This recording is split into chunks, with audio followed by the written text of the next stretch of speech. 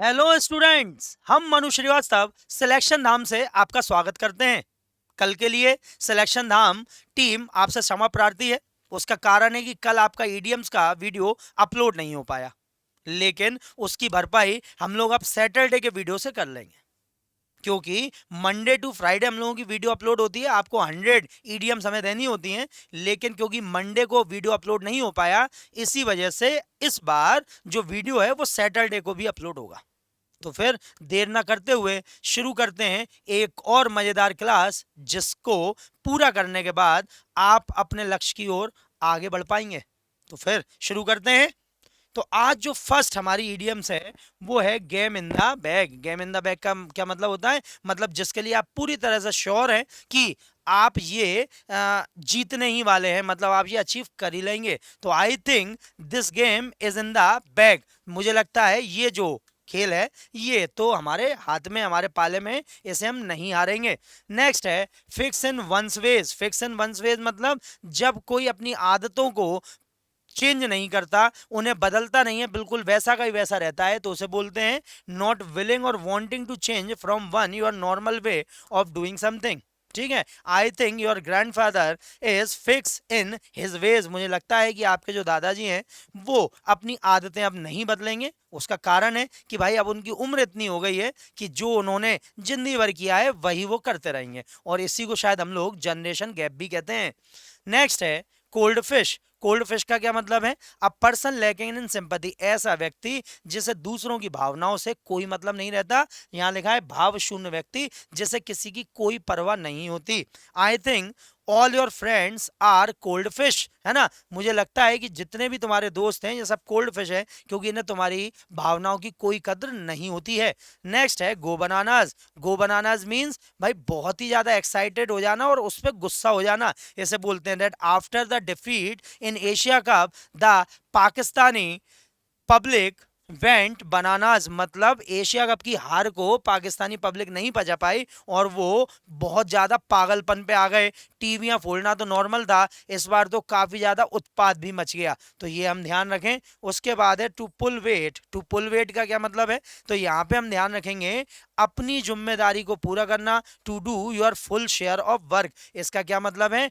अपने हिस्से का काम पूरा कर देना, उसे कहते हैं। ठीक है, I always pull weight in my work. ठीक है, तो मैं हमेशा ध्यान रखूंगा अपने काम में मैं हमेशा अपना पूरा शेयर करता हूं, पूरी का पूरे मेहनत करता हूं, और जितना मुझे काम करना होता है उतना करके देता हूं। ठीक। नेक्स्ट है scraping the bottom of the barrel. So what is the mean of scraping the bottle of the barrel? It means selecting from the last और worst of the resources left. तो सबसे घटिया या आखिरी बची हुई चीजों का इस्तेमाल करना।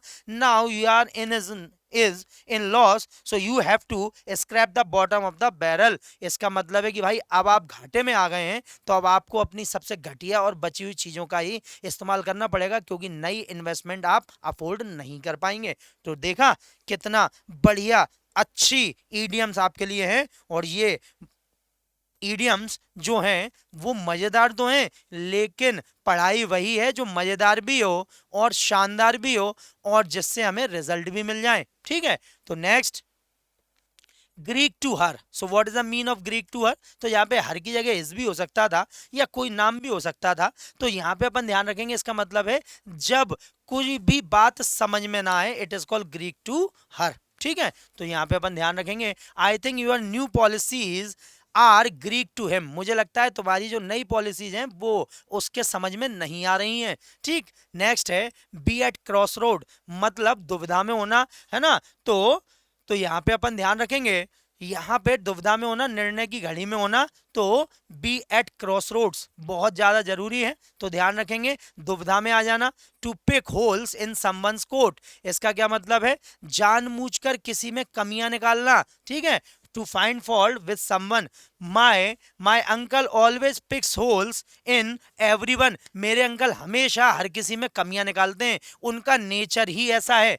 उसके बाद है jumping in with both feet. So what is the mean of? तो इसका क्या मतलब हो जाएगा? इसका मतलब हो जाएगा involve in situation too quickly. बहुत जल्दी से किसी भी सिचुएशन में कूद जाना, अपने आप को जोड़ लेना, इसी को बोलते हैं the man reason behind his troubles is that he always jumps in with both feet.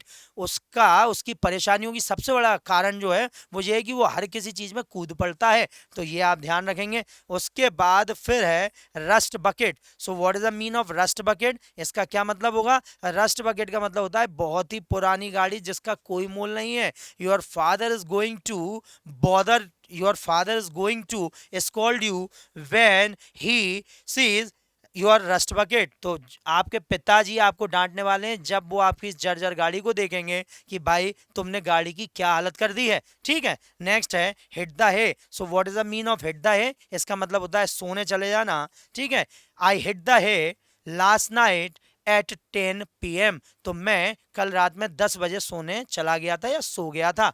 Next है a test of one's own medicine. तो भाई जैसा करोगे वैसा भरोगे। When you are mistreated the same way you mistreats other. ठीक है, तो यहाँ पे अपन ध्यान रखेंगे कि भाई जैसा आप कर रहे हो वैसा ही आपको मिलेगा भी। ठीक है, so why are you in bad mood, है ना, why are you in bad mood? Because it is a test of your own medicine. आप खराब मूड में क्यों हैं? क्योंकि आपने जैसा किया वैसा ही तो आपको मिला है। तो भाई ध्यान रखें, आगे से सबको सम्मान देंगे तो सब आपको भी सम्मान दे देंगे। ठीक है, तो इसे अपन ध्यान रखेंगे।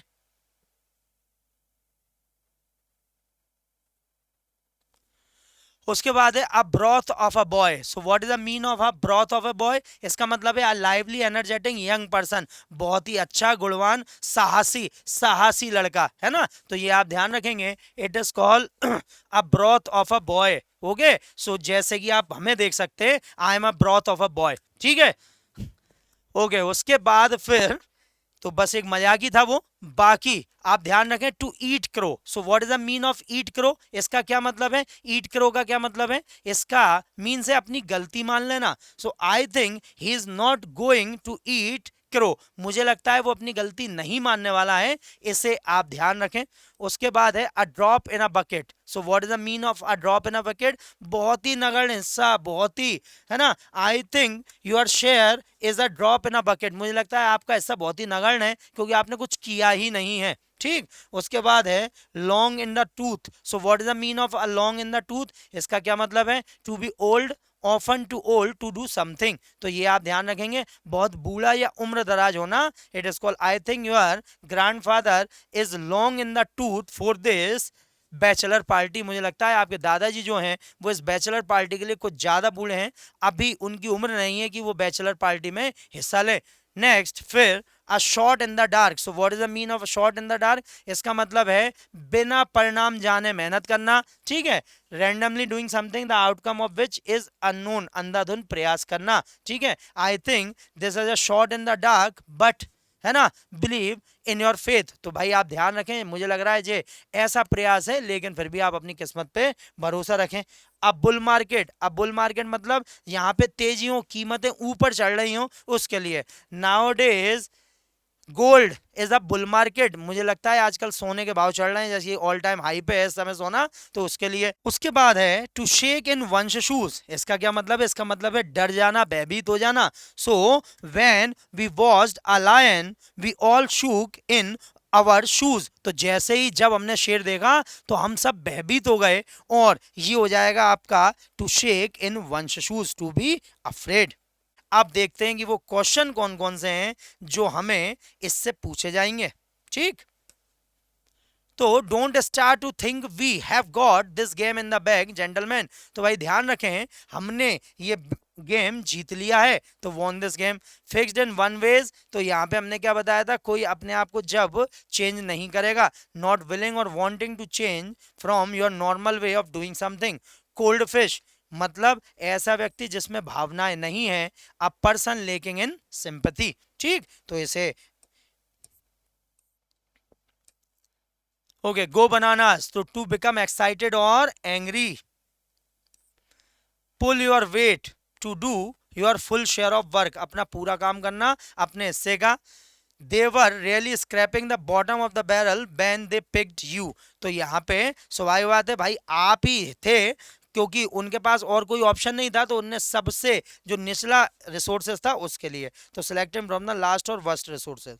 ठीक, अरे बहुत बहुत ज्यादा जरूरी हैं, बहुत ज्यादा जरूरी हैं ये। Mom said these instruction are Greek to her, तो वो समझेगी नहीं इन्हें, तो not understood by her. To be at cross road, ठीक है, to make a very important decision, यहाँ पे हम ध्यान रखेंगे दुविधा में आ जाना, बहुत ही इंपॉर्टेंट डिसीजन बनाने के समय, तो या तो कोई बहुत इंपॉर्टेंट डिसीजन करना और दुविधा में आ जाना, it is called cross road हो जाएगा। उसके बाद है टू पिक इन होल्स, ठीक है, to pick holes in someone's coat, इसका मतलब है कि आप अपने स्वभाव में ऐसी आदतें पैदा कर लो कि आप सिर्फ दूसरों में गलती निकाल पाओ, तो to find faults with someone. Next है that just like Julie always jumping in the both feet even before she knows the fact, तो भाई बहुत ही जल्दी किसी भी चीज के कंक्लूजन में आ जाना या उसमें कूद पड़ना, उसके लिए आ जाएगा coming to conclusion too quickly, reading to sailing in the same boat, biting her own tongue. उसके बाद है rust bucket. So what is the mean of rust bucket, क्या होगा इसके लिए, तो a vehicle that is old और almost broken, hit the hay, तो यहाँ पे सोने के लिए आ जाएगा गो टू द बेड, ठीक है, सो गो टू बेड के लिए आ जाएगा। उसके बाद फिर है let the bully have a test of his own medicine, तो ये क्या हो जाएगा, यहाँ पे आ जाएगा कि when you are mistreated same you are mistreat other, ठीक। नेक्स्ट है a broth of a boy, तो हमने आपको बताया था कि भाई आप देख सकते हैं हमें a broth of a boy, ठीक, तो यहाँ पे क्या है, a lively energetic young person. उसके बाद है to eat crow, so what is the mean of eat crow, इसका क्या मतलब है, ईट क्रो का मतलब है अपनी गलती को मान लेना, क्या कर लेना, अपनी गलती को मान लेना, ईट क्रो। देखिए ये आपको हमसे बातें करते करते और पढ़ते पढ़ते ही याद होने वाली फ्रेजेज हैं, हम आपको बताते ही इस तरीके से हैं। और क्वेश्चन करवाना सिर्फ इसी वजह से जरूरी है क्योंकि आपको पेपर में इसी तरीके से ये अप्लाई करनी है, तो हम आपको क्वेश्चन इसी वजह से यहाँ पर देते हैं। उसके बाद है she started repaying the money she borrowed from me but the amount she return me a drop in a bucket to what she still owes, तो यहाँ पे क्या होगा, इनसिग्निफिकेंट, मतलब उसने जितने पैसे लिए थे उससे बहुत कम दिए हैं। लॉन्ग इन द टूथ, तो क्या होगा, to be old often too old to do something, जैसे हमने आपको बोला था कि भाई बैचलर पार्टी के लिए दादाजी की अब उम्र ज्यादा हो चुकी है। उसके बाद है शॉट इन द डार्क, तो यहाँ पे क्या होगा, randomly doing something the outcome of which is unknown, ठीक है, तो बढ़िया है ना, बेहतरीन, शानदार। उसके बाद है आप बुल मार्केट, तो कहाँ होगा, a market where prices are high, जैसे हमने आपको गोल्ड का उदाहरण दिया। उसके बाद फिर है to shake in one shoes, to shake in one shoes मतलब क्या है, इसका क्या मतलब होगा, इसका मतलब है to shake in one shoes, इसका मतलब है भाई डर जाना, टू बी अफ्रेड, हो गए।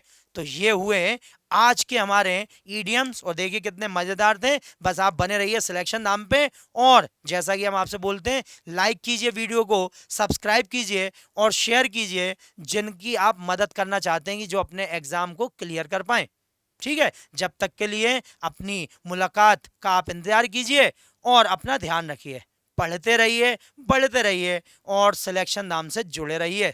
जय हिंद, जय भारत।